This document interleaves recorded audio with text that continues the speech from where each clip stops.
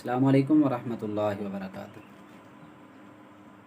अल्लाह रब्बे कायनात ने कुरान नाज़िल फरमाया है और ये कुरान पूरे का पूरा रसूलुल्लाह सल्लल्लाहु अलैहि वसल्लम की ज़िंदगी और सीरत को बयान करता है। अम्मा जी आयशा रज़ी अल्लाह ताला अन्हा से सवाल किया गया कि रसूलुल्लाह सल्लल्लाहु अलैहि वसल्लम का अखलाक और आपकी ज़िंदगी की कैफियत और हालत बयान कीजिए।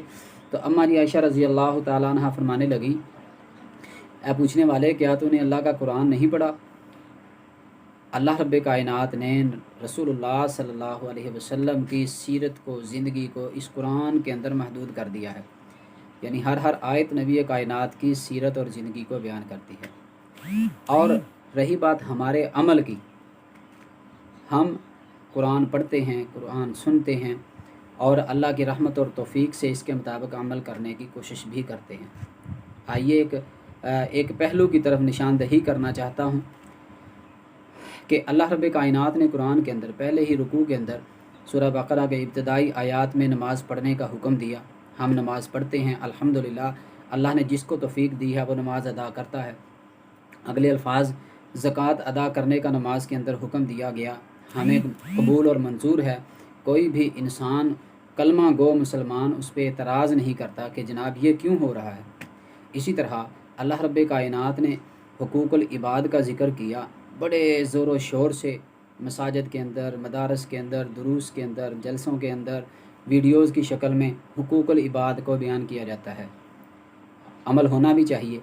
अल्लाह रब्बे कायनात ने औलाद के हुकूक को बयान किया, लोग बयान करते हैं और अमल करने वाले को बड़ी ही इज़्ज़त व एहतराम की नज़र से देखा जाता है।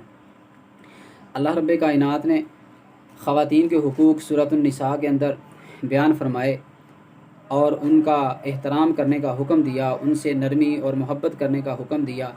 जब बयान करने वाला बयान करता है तो बड़े खुशी से सुनने वाले सुनते हैं, मर्द व ख़वातीन खुशी का इजहार करते हैं और इस पे किसी को भी कोई एतराज़ नहीं होता, बल्कि ख़वातीन को ये गिला रहता है कि हमें अब इस आयत के मुताबिक, इन आयात के मुताबिक भी पूरे हुकूक नहीं मिल रहे, मज़ीद मिलना चाहिए।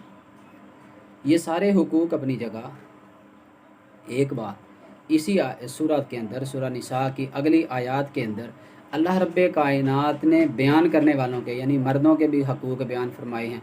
जब उन आयात पे आते हैं तो बहुत से उलमा को भी एतराज़ होता है, बहुत से नमाजियों को भी एतराज़ होता है, बहुत से वालिदैन को भी एतराज़ होता है, बहुत से जनाब पड़ोसियों को भी एतराज़ होता है। ख़वातीन का तो एतराज़ हद से ज़्यादा होता है।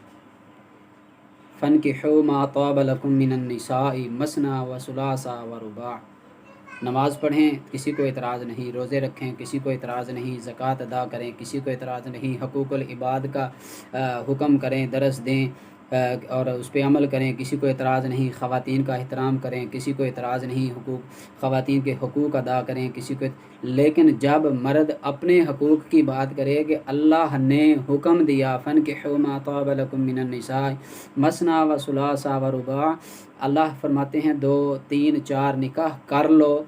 जब इस आयत की बारी आती है तो फिर आइमा को भी इतराज़, उलमा को भी इतराज़, मसाजिद में रहने वाले नमाजियों को भी इतराज़, रिश्तेदारों को भी इतराज़। मर्दों के कोई हुकूक नहीं। आइए अपने हुकूक के लिए जागिए और अल्लाह के कुरान पर जिस तरह बाकी मसाइल में अमल होता है, इस हुक्म पे भी अमल करने की कोशिश करें। फ़नकिहू मा ताब लकुम मिनन निसाई मसना व सुलासा व रुबा।